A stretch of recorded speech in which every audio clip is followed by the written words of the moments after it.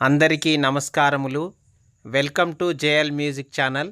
ఈ వీడియోలో దేశభక్తి అంటే ఏమిటి, ఏది నిజమైన దేశభక్తి, ఎవరు నిజమైన దేశభక్తులు, దేశభక్తిని పెంపొందించుకోవడం ఎలా అనే విషయం గురించి వివరించడం జరిగింది. ప్రతి ఒక్కరు వీడియోను చివరి వరకు చూసి జేఎల్ మ్యూజిక్ ఛానల్ను సబ్స్క్రైబ్ చేయండి, లైక్ చేయండి, షేర్ చేయండి. Thank you everyone.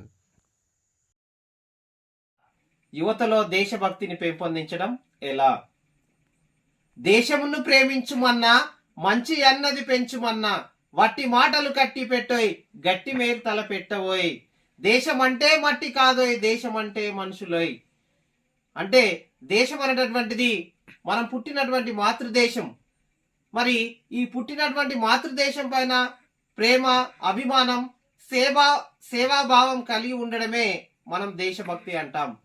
దేశభక్తి ఉన్నప్పుడే ఈ పుట్టిన గడ్డ నాది, ఈ పుట్టిన గడ్డను కాపాడుకోవాలి, ఈ పుట్టిన గడ్డకు, ఈ మాతృదేశానికి సేవ చేయాలనేటటువంటి భావమే దేశభక్తి. మరి ఏ దేశం ఏగినా ఎందుకు కాలిడినా అనేటటువంటిది, ఏ దేశం ఏగినా ఎందుకు కాలిడినా పొగడరా నీ తల్లి భూమి భారత్ని అన్నట్టుగా మనం ఏ దేశంకి వెళ్ళినా, ఎక్కడ జీవించినా, ఖండాలు దాటి వెళ్ళినా భారతదేశం అనేటటువంటిది గొప్ప దేశం. మరి ఇలాంటి గొప్ప భారతదేశం యొక్క గొప్పతనాన్ని యువతరానికి తెలిపి దేశభక్తిని పెంపొందించినప్పుడే దేశం అభివృద్ధి చెందుతుంది, దేశం కాపాడబడుతుంది.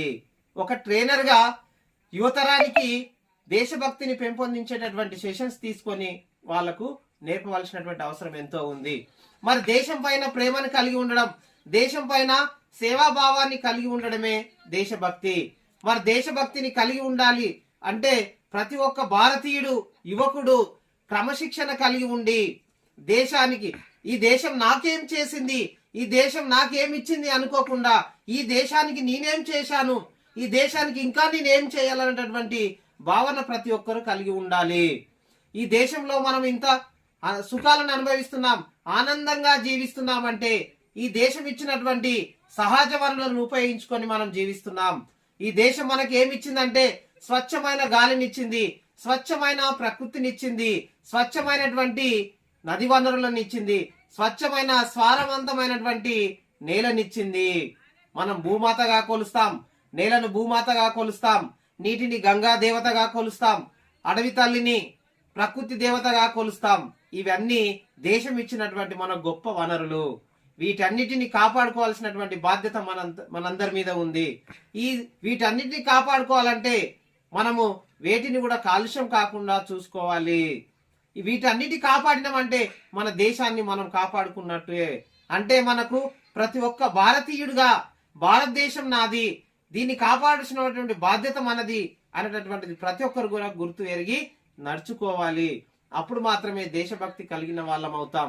తరతరాలుగా మన శాస్త్రీయ సాంకేతిక దృక్పథంతో మన ముందు తరాల జాతీయ నాయకులు మనకు ఎలాంటి ఆశయాలు ఇచ్చారు, ఎలాంటి లక్ష్యాలు మన ముందు ఉంచారు, వాటన్నిటిని ఆదర్శంగా తీసుకొని మనం ముందుకు వెళ్ళవలసినటువంటి అవసరం ఉంది. స్వాతంత్ర పోరాటంలో పాల్గొన్నటువంటి జాతీయ నాయకులు మహాత్మా గాంధీ గారు, సుభాష్ చంద్రబోస్ గారు, భగత్ సింగ్ గారు వీళ్ళు ప్రాణాలను అర్పించి దేశం కొరానికి ఎంతో పని చేశారు. వాళ్ళ లక్ష్యాలను మనం తీసుకొని దేశం కొరానికి మనం పని చేయాలి. దేశాన్ని ఇతర చేతుల్లోకి వెళ్లకుండా బ్రిటిష్ వారు భారతదేశాన్ని 200 సంవత్సరాలు వలస దేశంగా చేసుకొని పరిపాలించారు. అట్లా మళ్ళీ ఇతరుల చేతుల్లోకి వెళ్లకుండా మన దేశాన్ని మనం కాపాడుకోవాలి. ఇదే దేశభక్తి. దేశం అంటే మట్టి కాదు, దేశం అంటే మనుషులు. భారతీయులందరూ సమానము, భారతీయులందరూ అన్నా తమ్ముల్లాగా కలిసిమెలిసి జీవించాలి. హిందూ దేశికే నివాసి సభీ జను హేకు హే, రంగు రూపు వేష భాష చాహే హనేకు హే. భారతదేశంలో ఎన్ని కులాలున్నా, ఎన్ని మతాలున్నా భారతీయులందరము ఒక్కటి, అన్నాదమ్ముల్లాగా కలిసి జీవించాలి అనేటటువంటి భావనను కలిగి ఉండాలి.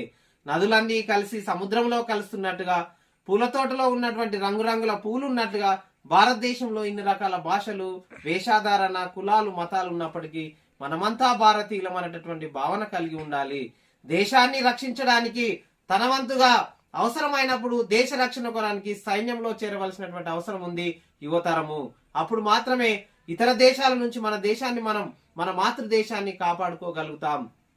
ముఖ్యంగా యువతరం కొంతకాలం పాటు అయినా సైన్యంలో చేరి దేశాన్ని కాపాడుకోవాల్సినటువంటి అవసరం ఉంది.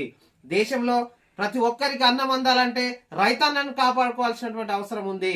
అందుకే మన ముందున జాతీయ నాయకులు జై జవాన్ జై కిసాన్ అనేటటువంటి నినాదాన్ని ఇచ్చారు. ఇక్కడ సైన్యంలో ఉండి సైనికుడు దేశాన్ని కాపాడినట్టుగానే రైతన్న భారతదేశంలో ఉన్నటువంటి జనాలందరికీ ఆహారాన్ని అందిస్తున్నటువంటి రైతన్నను కూడా కాపాడుకోవాల్సినటువంటి అవసరం ఉంది. ఇట్లా భారతదేశం సరిహద్దులు కాపాడుకోవాలి, భారతదేశంలో ఉన్న జనాలను కాపాడుకోవాలి, రైతన్నను కాపాడుకోవాలి. అప్పుడు మాత్రమే దేశం అనేటటువంటిది సస్యశ్యామలంగా ఉంటుంది. ప్రతి ఒక్కరూ ఈ దేశం నాది, ఇది నా మాతృభూమి, దీన్ని కాపాడుకోవాల్సినటువంటి బాధ్యత అని ప్రతి ఒక్క పౌరుడు క్రమశిక్షణగా మెలిగి దేశభక్తిని నరనరాల్లో పెంపొందించుకొని జాతీయ నాయకులు ఇచ్చినటువంటి లక్ష్యాలను ముందుంచుకొని వాళ్ళ యొక్క స్ఫూర్తిని తీసుకొని ముందుకు వెళ్ళి ప్రతి ఒక్కరు కూడా దేశభక్తిని కలిగి ఉండాలి. అప్పుడు మాత్రమే దేశాన్ని కాపాడుకున్న వాళ్ళు అవుతాం. అభివృద్ధిలో ప్రపంచంలో నంబర్ 1 గా ఉండగలుగుతుంది భారతదేశము. ప్రపంచానికి మనము ఆదర్శంగా నిలుస్తాం. దేశభక్తి అనేటటువంటిది ప్రతి ఒక్క భారతీయుని బాధ్యతగా నరనరాల్లో ఉంచుకోవాలి. అప్పుడు మాత్రమే దేశం ముందంజ ఉంటుంది. థ్యాంక్ యూ, ధన్యవాదములు.